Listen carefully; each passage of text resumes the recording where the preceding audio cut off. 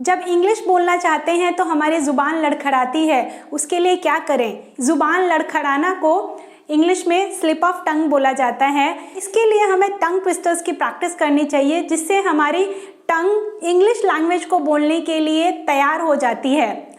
English language Hindi language से different होती है या फिर कोई भी इंडियन लैंग्वेज से थोड़ी डिफरेंट होती है, इसीलिए हमें इसके प्रोनाउंसिएशन को करेक्टली बोलने के लिए और इंग्लिश लैंग्वेज को बोलना सीखने के लिए टंग ट्विस्टर्स की प्रैक्टिस करनी पड़ती है। हिंदी में भी कई सारे टंग ट्विस्टर्स होते हैं जो हमें बचपन में सिखाया गया था, जैसे चंदू के चाचा ने चंदू के चाची को चांदनी चौक पर चांदी के चम्मच से चटनी चटाई, तो ये एक टंग ट्विस्टर है। इसीलिए हम हिंदी अच्छी तरह से बोलना सीख चुके हैं, क्योंकि हमने हिंदी के भी टंग ट्विस्टर्स की प्रैक्टिस की है, जैसे कच्चा पापड़, पक्का पापड़ और पके पेड़ पर पका पपीता, ये सब टंग ट्विस्टर्स हैं हिंदी के।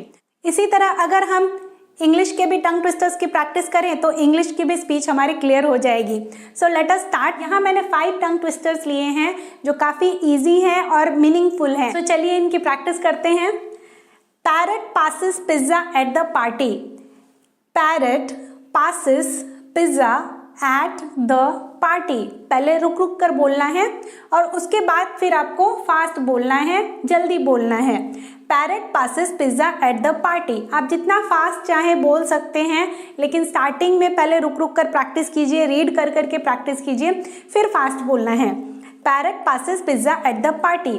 इसमें जो यूज हुए वर्ड्स हैं वो मोस्टली पी वाले वर्ड्स हैं, जिससे आपके पी का प्रोनाउंसिएशन क्लियर होगा।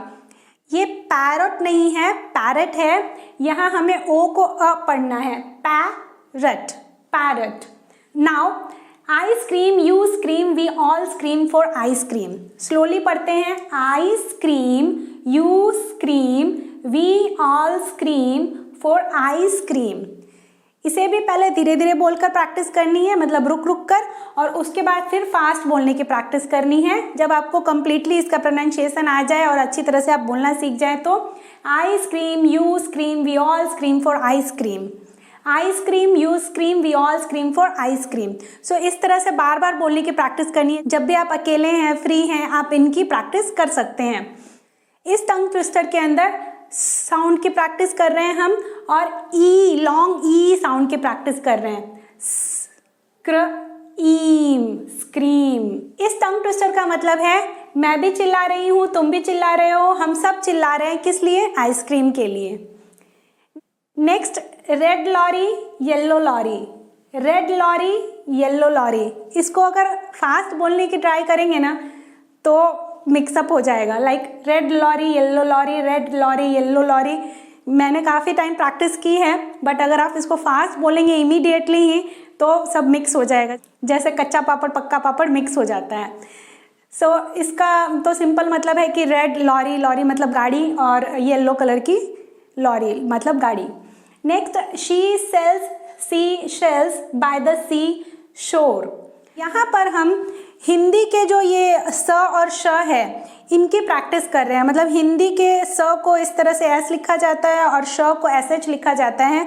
तो इस समय में काफ़ी डिफ़िकल्टी होती है लोगों को, जब बोलते बोलते एस एच वाले कोई वर्ड आते हैं, श वाला कोई वर्ड आता है तो काफ़ी डिफ़िकल्टी होती है। तो इसलिए इसकी प्रैक्टिस करना बहुत ज़रूरी है। कई जगह पर ऐसा देखा गया है कि लोगों को श प्रोनाउंस करने में बहुत दिक्कत होती है, तो इसकी प्रैक्टिस करनी बहुत ज़रूरी है श बोलने की।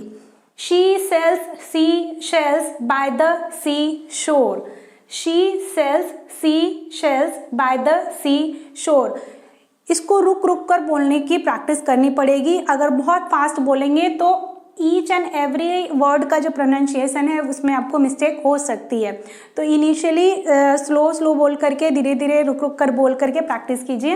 इस टंग ट्विस्टर का मतलब है कि एक लड़की है जो समुद्र के किनारे समुद्र में से निकले हुए जो शेल्स होते हैं ना, जिसको हम हिंदी में सीप बोलते हैं, वो बेच रही है। Betty bought some butter but the butter was bitter, so she brought some more butter to make bitter butter better. ये बहुत लंबा टंग ट्विस्टर है, इसीलिए मैंने इसे लास्ट में लिया है। लेकिन अगर इतना बड़ा टंग ट्विस्टर आप बोलने की प्रैक्टिस कर पाते हैं और आप खुद से याद करके बोल पाते हैं तो आपको इंग्लिश बोलने में बहुत ही कम परेशानी होगी। और आगे जब आपको इंग्लिश बोलनी होगी ना तो आपकी जो टंग है वो प्रॉपरली ट्विस्ट हो जाएगी और आप अच्छी तरीके से इंग्लिश के सेंटेंसेस बोल पाओगे। अब मैं इसे थोड़ा फास्ट बोलकर बताती हूँ।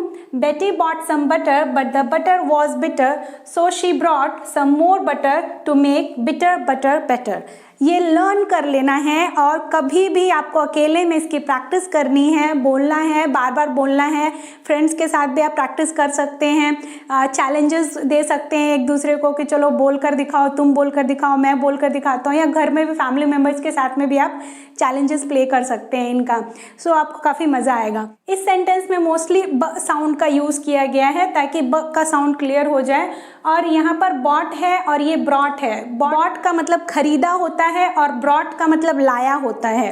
बॉट बाय का पास्ट टेंस है एंड ब्रॉट ब्रिंग का पास्ट टेंस है। इस टंग ट्विस्टर का मतलब है कि बेटी नाम की एक लड़की थी जो बटर लेकर आई।